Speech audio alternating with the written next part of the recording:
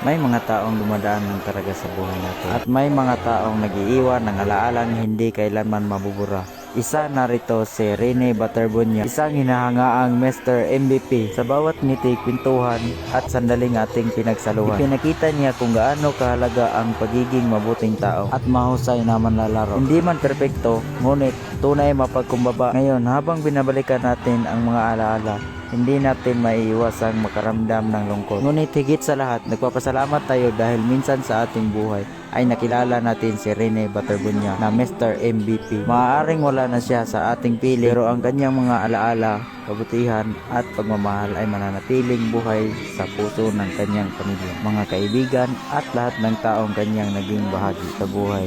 Rene Baterbunya, maraming salamat sa mga alaalang iniwan. Hindi ka namin malilimutan. Patuloy kang mamumuhay sa bawat kwento at alaalang aming iingatan. Paalam rin. Hanggang sa muli. Simula sa wakas ng iyong